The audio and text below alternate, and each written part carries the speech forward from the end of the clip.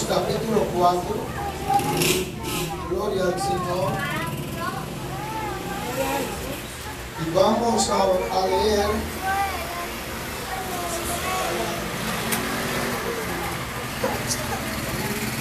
verso 29.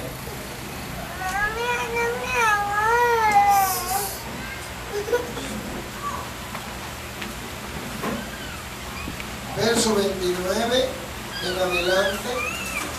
Y vamos a estar leyendo el nombre del Señor.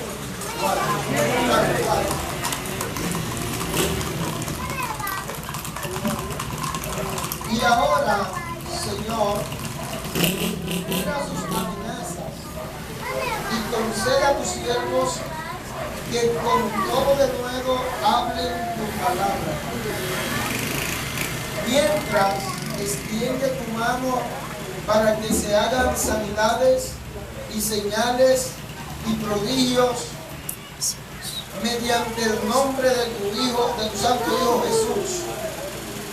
Cuando hubieron orado, el lugar en que estaban congregados tembló y todos fueron llenos del Espíritu Santo y hablaban con denuedo la palabra de Dios.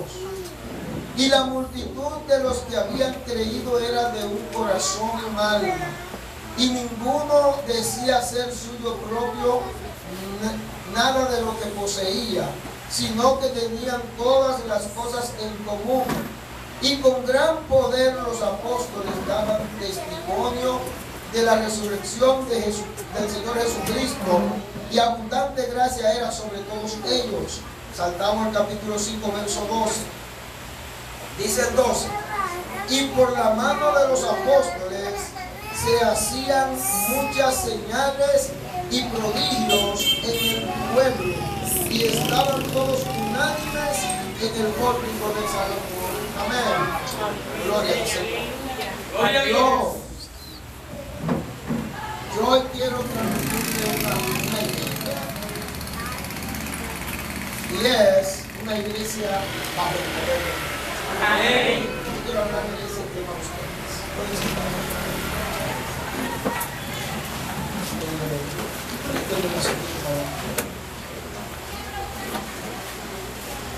Una iglesia bajo el poder de Dios. Amén. ¿Y por qué quiero hablar de esto? Porque realmente la iglesia tiene que andar bajo el poder de Dios. Amén. Yo le voy a decir una reflexión breve que he tenido acerca de por qué a veces la iglesia anda enferma, anda en penumbra, anda deprimida, anda sin norte, anda sin rumbo.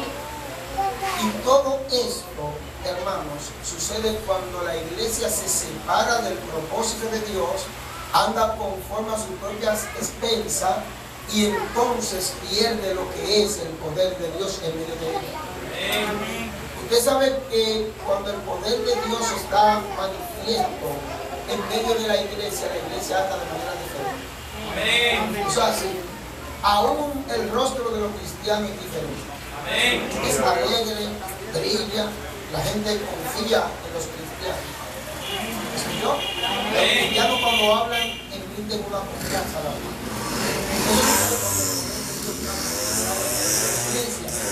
Y yo tengo que decirle a usted, empezar diciéndole esto. La iglesia recibe de Cristo una transferencia del poder. ¿Entendió eso? La iglesia recibe de Cristo una transferencia del poder. Lo primero que Cristo hizo fue concientizar a la iglesia de su poder, de cuán grande era el poder que operaba en él y que iba a operar en ella.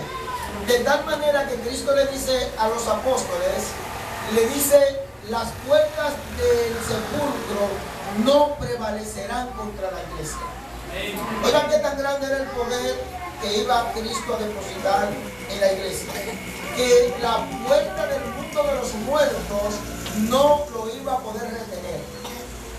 ¿Escuchó? Como evidencia de esto, Él le resucita a Lázaro. y lo entrega vivo. Le resucita a un muchacho, hijo de una viuda, de Naín. Lo resucita y se lo entrega vivo. Y eso evidenció que la muerte, el mundo de los muertos, no iba a poder retener a los muertos en Cristo.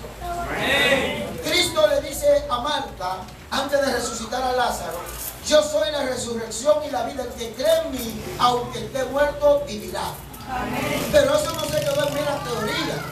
Eso no simplemente se quedó ahí, sino que Cristo entonces resucita a Lázaro, evidenciándole que él tenía el dominio, el poder y el control sobre la muerte. Pero también nosotros vemos a un Cristo haciendo milagros continuamente. A un Cristo que va donde uno que tiene una mano seca y le dice: extiéndela. Una mano seca es una mano ñoca que no tiene vida, esa mano. Es decir, el individuo no podía moverla, tenía inmovilidad esa mano. Sin embargo, Cristo va y le dice: extiéndela. Y el hombre, cuando la extendió a sí mismo la mano, se le restauró. Oiga, qué poder operaba en Cristo Jesús. Que Cristo en un momento llega donde un paralítico que tiene 38 años ahí tendido y le dice: levántate, toma tu cama y vete a tu casa. Aleluya. Este poder operaba en Cristo Jesús, pero también Cristo agarra a una mujer y le dice: mira, mujer, vete, y como creíste te sea hecho. Y cuando la mujer va a una niña que tenía, que estaba siendo atormentada por demonios, había sido libertada.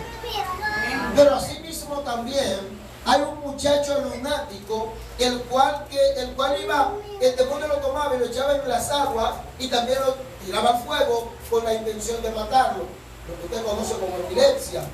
Le agarraba y le tiraba en el fuego y también le tiraba en las aguas con el fin de matarlo. Y Cristo, con solamente decirle: tráiganmelo acá, sal fuera, el demonio lo dejó libre. Yo trato de decirle a usted que en Cristo operó toda la plenitud de la deidad. El poder de Cristo se manifestó con ese poder creador, ese poder que restauraba las cosas. Y usted va a encontrar un texto muy significativo que dice: mas él herido fue por nuestras rebeliones, molido por nuestros pecados, y el castigo que merecíamos fue sobre él, y por su llaga fuimos todos curados. Fuimos todos salvos. Fuimos todos sanos por sus heridas. Entonces esto opera todavía en la iglesia, porque Cristo esto lo traspasó de la siguiente manera: agarró a sus discípulos y le instruyó, le enseñó, lo llevó a lugares para que vean el poder de Dios, cómo se manifestaba. Lo llevó a la hija de Jairo y entró 3 de ellos y le dijo a la niña: niña, a ti te digo, levántate, yo quiero ver este milagro. Fue y se transfiguró a la montaña y tomó cuerpo glorificado y demostró a ellos cuál era su verdadera identidad en Dios. Aleluya. Y esto lo vieron los apóstoles. Pero también lo llevó a lugares y resucitaba gente, sanaba gente, vivía haciendo milagros donde quiera que iba. Y una vez, habiendo enseñado esto a los apóstoles, le dice lo siguiente: toda potestad me es dada arriba en los cielos y también en la tierra. Toda potestad, toda autoridad, todo gobierno, todo señorío me es dado arriba en los cielos y también en la tierra. Por tanto, vayan y hagan discípulos a las naciones. Cristo le estaba transfiriendo a la iglesia el poder que él tenía. Cristo allí le estaba transfiriendo. Miren, y una cosa muy interesante que él le dice: cosas mayores que las que yo he hecho, ustedes harán. Cosas grandes ustedes van a hacer. Y los apóstoles asumen esto, asumen aquella identidad del Señor. Pero no solo eso, los apóstoles asumen con Cristo todo su sacrificio. Dígame ahí. Ellos asumieron el sacrificio de Cristo. ¿A qué me refiero cuando digo que asumieron el sacrificio? Aquello que el apóstol Pablo dice: juntamente con Cristo estoy crucificado y ya no vivo yo, mas Cristo vive en mí, y lo que vivo humanamente lo vivo en la fe del Hijo de Dios que se entregó por mí. El apóstol Pablo estaba consciente de aquella transferencia hacia él, de tal manera que entonces el apóstol Pablo enseña a los efesios diciéndole lo siguiente: miren, muchachones, El poder que operó en Cristo Jesús, resucitándolo de entre los muertos, es el poder que opera ahora en la iglesia. Porque al Padre le plujo poner a Cristo sobre todo principado, sobre toda potestad, sobre todo nombre que se nombra en este mundo y en el espiritual. Y no solo eso, sino que lo dio por cabeza a la iglesia, la cual es su cuerpo y Él es su Salvador. Es interesante verlo desde este ángulo que lo presentan los apóstoles, porque luego los apóstoles, cuando asumen esto, que empiezan a enseñar, que empiezan a andar, empiezan a ver el poder de Dios con gran magnitud. Y donde hemos leído, nosotros observamos lo siguiente: los discípulos estaban orando por un momento de aprieto, había una gran persecución, había un gran juidero, como llamaríamos nosotros. Ellos estaban en aprieto y empezaron a orar al Dios Todopoderoso. Y cuando empiezan a orar, sus oraciones empiezan diciéndole al Señor lo que Él es. Tú eres soberano, tú eres el soberano. Es decir, en ti está toda la potestad, en ti está toda la autoridad. Todo lo que ha acontecido por tu consejo. Ahora bien, Señor, que nosotros vayamos y prediquemos con de nuevo, y que tú vayas haciendo señales, confirmando la palabra que nosotros hablemos. Y más para abajo entonces dice que grandes señales eran hechas por la mano de los apóstoles. Amén. Grandes milagros eran hechos por la mano de los apóstoles, confirmando Dios la palabra de ellos. Interesante, ¿no verdad? Que entonces Dios estaba confirmando la palabra de sus discípulos. Y confirmando Dios esto, podemos ver una iglesia que empieza a marchar bajo el poder de Dios. Una iglesia que empieza a avanzar bajo el poder de Dios. De tal manera que el apóstol Pedro en un momento está visitando a unos hermanos y cuando va caminando se encuentra con un hombre que tenía 8 años tendido en la cama, inválido. Y él solamente pasa y le dice: Eneas, Jesucristo te sana. Y dice que en ese momento sus pies se incorporaron, se levantó el hombre y arregló su cama y salió caminando. Aleluya, porque eso era una iglesia de poder. Pero también podemos ver que el mismo Pedro se traslada a Jope y allí se encuentra con una mujer que había muerto. Una mujer que era una mujer de movimiento en la iglesia. Una mujer que trabajaba para los pobres, que ayudaba a los pobres. Lidia, Dorca, Tabita. Y esta mujer, cuando está allí tirada, dice que Pedro fue, se tiró sobre ella y se incorporó, recibió la vida. Porque recuérdese que Cristo le enseñó a Pedro que la puerta del mundo de los muertos no iba a prevalecer sobre la iglesia. No iba a reinar, no iba a dominar la iglesia. Y todavía esa verdad de Cristo pesa sobre nosotros. Porque llegará un momento en que Cristo con su voz nos resucitará. Y no habrá nadie que nos detenga para estar al lado de nuestro Señor. Amén. Aleluya. Pero yo quiero seguirle diciendo que Felipe, en el momento que está con el corredero, Felipe corre a Samaria. Y Felipe allí predicando en Samaria solamente testificaba de la resurrección de Cristo. Y oiga lo que sucedía: los enfermos eran sanados, los paralíticos eran levantados, los muertos eran resucitados, los endemoniados eran libertados, porque había una iglesia caminante que estaba llena del poder de Dios. Había una iglesia llena del poder de Dios, hermanos. Y es interesante, es importante que usted lo sepa. Es necesario que usted sepa que la iglesia tiene que andar bajo el poder de Dios. Amén. Gloria. Le sigo diciendo que el apóstol Pablo está predicando, está disertando. Y hoy, aunque critican los mensajes largos, pero Pablo predicaba largo. Y dice que en un momento Pablo predicando se le cae un muchacho, Éutico, y cae una tercera. ¡Pah! Mata ahí. Pero Pablo va y agarra al muchacho y abraza al muchacho. Y el muchacho se incorpora y recibe la vida. Porque Pablo tenía el poder de Dios. ¡Aleluya! Sobre él se manifestaba el poder de Dios. Pero no solo eso, dice que mientras él disertaba, muchos venían con los paños y lo untaban de Pablo y buscaban la forma que Pablo lo ungiera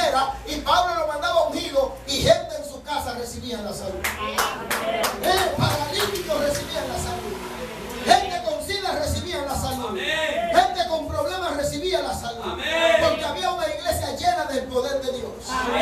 Había una iglesia que le había creído al Señor y había andado con el Señor. Pero ahora va el siguiente punto que quiero señalar. Es importante esto, pero hay que ver por qué esta iglesia andaba bajo el poder de Dios. ¿Qué hacía que esta iglesia andara bajo el poder de su Señor Jesucristo? En esto nosotros debemos de prestar mucha atención. Era una iglesia que oraba. Era una iglesia que se mantenía orando continuamente. Y por eso usted va a ver a Pablo enseñar que había que orar sin cesar. Que había que orar en todo tiempo. Que había que orar con toda oración y ruego en el Espíritu.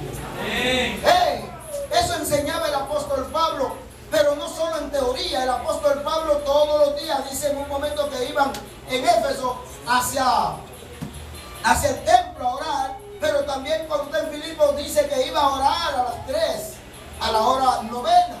En un momento va caminando y una joven que acostumbraba a decirle: esos son los hombres de Dios. Pablo un día se llenó de la ira del Señor y le dijo: mira muchacho, cállate y sal de un demonio. Y Pablo lo mandó a callar y a salir de ese cuerpo. Pero nótese qué hacía Pablo. Iban todos los días los discípulos, como acostumbraban, dice el texto, a la hora novena a orar al templo. Era una iglesia de oración. Una iglesia que se mantenía buscando al Señor. Ellos querían el poder del Señor, ellos se mantenían orando al Señor. Aleluya. Usted va a ver a Pedro y a Juan que van camino al templo, en la puerta que se llamaba La Hermosa, y cuando iban caminando, un día un cojo que estaba ahí le extendió la mano y le pidió, y Pedro le dijo: no tenemos plata ni oro, lo que tenemos te damos en el nombre del Señor, levántate y anda. Porque era una iglesia que no tenía ni plata ni oro, pero tenía el poder del Señor. No había plata, no había oro, pero había poder del Señor. No era una iglesia que yo veo, pero era una iglesia llena del poder del Señor. Y nosotros, hermanos, si queremos emular esto, tenemos que ver los ejemplos de ellos. Porque cuando Pedro traspasa la iglesia, oiga esto, Jesús le traspasa a los apóstoles se lo traspasan a otros creyentes, pero los que la recibieron en segundo plano, la metieron a la política, la metieron al gobierno y perdieron lo que era el poder de Dios. ¿Escucharon? Por buscar fama, por buscar poder social, perdieron lo que era el poder de Dios. Pero nosotros no somos una iglesia que vamos a perder el poder de Dios. Porque no vamos a circunscribir a nada de eso, sino que buscaremos el poder de Dios hoy, mañana y siempre. Alabado sea Dios para siempre. Usted va a ver que dice un texto en Santiago: si alguno está enfermo, llame a los ancianos y ellos, orando por él y ungiéndolo, será sano. Y si hubiera cometido pecado, también le serán perdonados. Esta es una iglesia llena del poder de Dios. Una iglesia segura que cuando un miembro lo llama a los ancianos, van a recibir una respuesta de Dios. Pero los ancianos tienen que vivir orando. Los ancianos tienen que vivir bajo la cobertura del Señor. Los líderes debemos de vivir buscando al Señor. Pero otra característica que tenían ellos era que eran hombres sometidos a la palabra del Señor. Le creían a la palabra del Señor, obedecían la palabra del Señor, hacían lo que era propio de la palabra del Señor, y grandes señales y maravillas eran hechas por la mano de los apóstoles. Aleluya. Y nosotros queremos ser una iglesia así. Nosotros queremos ser una iglesia que se manifieste el poder de Dios. Que los demonios con solamente estar ahí se manifiesten y tengan que salir. Que con solamente venir un enfermo tenga que ser sanado. Que cualquier problema que haya en medio nuestro sea solucionado. Usted sabe que me interesa esto que vi. Y es que porque el poder de Dios se manifestaba en gran manera, en un momento Ananías y Zafira, no he podido mencionar, ¿no verdad? Ellos van y llevan una ofrenda. Ellos se comprometen a llevar una ofrenda. Y cuando Pedro le pregunta: ven acá, ¿en cuánto fue que vendiste el asunto? Ananías le dice: bueno, fue en tanto. Y dice: ay, Ananías, te dejaste llenar el corazón del diablo. ¿Cómo tú quieres mentirle al Espíritu Santo? Mira qué interesante. Aún las cosas ocultas son manifiestas cuando la iglesia llena del poder de Dios.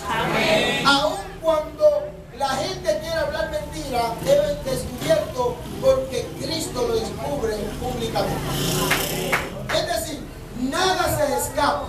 Pero no solo eso, se va Ananías porque muere y viene la esposa y cuando le dice, ay, Zafira, dime, ¿en cuánto fue el asunto? Ah, bueno, en tanto. Ay, mujer, ¿por qué conviniste con tu esposo? ¿No ves que ahora los que sacaron a tu esposo de aquí, ahora te van a sacar a ti? Porque cuando esto acontece, cuando hay una iglesia llena del Señor, señores, nada queda encubierto a la presencia del Señor. Nada se pierde a la presencia del Señor. Si usted ve que alguien está en pecado y el Señor lo permite, tranquilo, que el Señor sabe por qué lo permite. No es que se le ha escapado lo que le ha pasado. Ahora, cuando usted ve una iglesia llena de pecado, ahí sí asústese, porque entonces el poder de Dios está excluido. Amén. Sí, eso es así, ¿eh? Cuando la iglesia para llena de pecado es porque el poder de Dios no está operando. Amén. Así literalmente. Ahora, cuando el poder de Dios está operando, siempre usted va a ver acontecimientos en medio de ellos. Usted va a encontrar otro punto, que tal vez se lo detallaré más adelante, y es que en la iglesia de Corinto hay un momento en que los hermanos hacían la cena del Señor.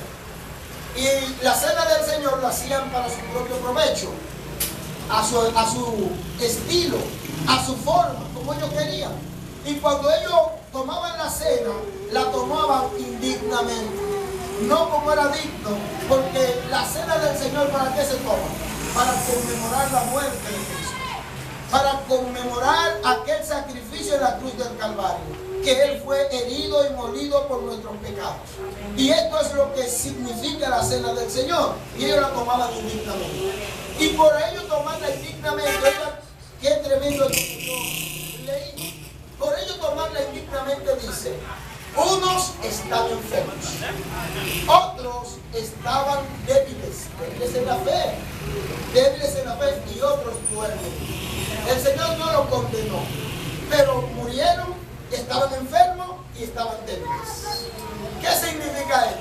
Que el poder de Dios aún en eso opera. ¿Escuchó? Es decir, no deja sin consecuencia a todo aquel que anda de forma inadecuada en medio de la iglesia. Eso es cuando hay una iglesia que le cree al Señor. Eso es cuando es una iglesia que quiere dar conforme al Señor. Eso es cuando es una iglesia que se somete a la palabra del Señor. Y nosotros queremos ser una iglesia sometida a la palabra del Señor. Nosotros queremos ser una iglesia que ande conforme al Señor. Nosotros queremos ser una iglesia que vea el poder del Señor manifiesto en medio nuestro. Pero para esto entonces tenemos que tomar también la parte de vivir una vida sometida al Señor. Amén. Que el Señor sea quien nos gobierne. Amén. A los discípulos lo gobernaba el Señor. Y por eso cada vez que en momento el Señor les decía, vayan allí, y ellos iban. Hagan esto, cosas que incluso ponían su vida en juego. Oigan bien, ponían su vida en juego. Pero ellos obedecían al Señor antes que a los hombres. Hay un momento que a los discípulos los toman presos y le dicen, no hablen más en ese nombre. Capítulo 4, verso 1 al 12. No hablen más en ese nombre. Está bien, lo vamos a soltar, pero no hablen más en ese nombre porque vamos a tener problemas. Y ellos, no temiendo las amenazas, dice que le dijeron a ellos, oigan bien, no es justo que nosotros dejemos de hablar en el nombre de Él, porque a Él le fue dado todo poder y no hay otro nombre bajo el cielo, no bajo los hombres, en el cual podamos ser salvos. No hay otro nombre bajo el cielo, dado a los hombres, en el cual haya salvación. Solamente en Cristo Jesús hay salvación para el ser humano. Solamente en Cristo Jesús. Y ellos entendiendo esto salieron. ¿Y qué empezaron a hacer? Testificaron de Cristo. Empezaron a hablar de Cristo, no importándole la muerte, no importándole la persecución, no importándole las amenazas de estos hombres, porque ellos obedecían a Dios antes que a los hombres. Y la iglesia es una iglesia que se somete al Señor, es una iglesia que el poder de Dios se va a manifestar. Nosotros queremos ver el poder de Dios. Por ello nosotros seremos una iglesia sometida al Señor. Amén. Si el Señor ahora mismo dice hagan esto, nosotros lo vamos a hacer. Amén. Independientemente que perdamos a gente que se quieran ir porque no quieran eso, porque ellos quieren un espectáculo. Hay iglesias que ahora mismo Yo te lo digo con mucho dolor. Hay iglesias ahora mismo que si dejan el aparataje que ellos hacen todos los días, el escenario de luces, el escenario que digo que si dejan de hacerlo se le cae el culto. Si dejan de hacerlo se vacía la iglesia. Porque lo han acostumbrado a un aparataje. Nosotros ni hoy, ni ayer lo hicimos, ni hoy lo haremos, mañana lo haremos. No lo vamos a hacer. Nosotros seremos una iglesia. Nosotros seremos una iglesia que si el Señor dice métanse en oración, todos los días nos meteremos en oración. Si el Señor dice, miren, a partir de hoy, cierren aquí y manténganse en continua oración, así lo vamos a hacer. No vamos a intentarle requisito a los hombres. Haremos para el Señor y haremos para el Señor. Haremos lo que el Señor diga, porque nosotros veremos el poder de Dios manifiesto en medio de nosotros. Pero tenemos que ser una iglesia sometida al Señor. Una iglesia obediente al Señor. Eso pasaba con esta iglesia y el poder del Señor se manifestaba día a día en medio de ellos. Día a día. Oigan qué interesante. Mientras ellos se ocupaban de ir a orar, de ir a adorar al templo, Dios añadía cada día a la iglesia lo que había de ser salvo. Pero por último punto, no porque no haya más, sino para cortarle el tiempo, le digo que la iglesia era una iglesia unida. Una iglesia unida.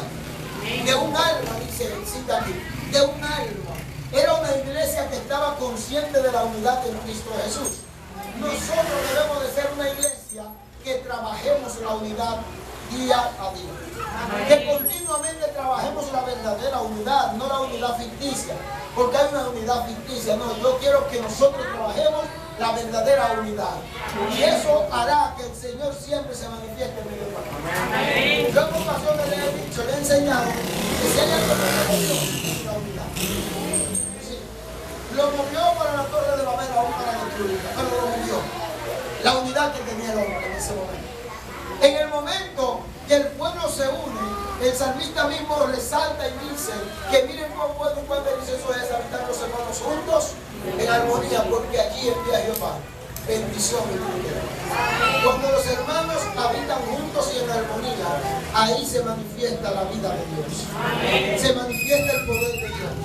Se manifiesta la gloria del Señor. Y nosotros debemos de apelar, debemos de mantenernos unidos por encima de cualquier cosa, por encima de toda propuesta, por encima de todo lo que se nos quiera proponer a nosotros, debemos de mantenernos unidos. Sí, le digo esto porque mire, la verdad es que la división ha sido dañina en todos los escenarios. En todos los escenarios ha sido dañina. Nosotros debemos de ser una iglesia unida. Y eso va a hacer que el poder de Dios se manifieste en medio de nosotros. Nosotros queremos ir por las calles y donde un endemoniado esté, sea libertad.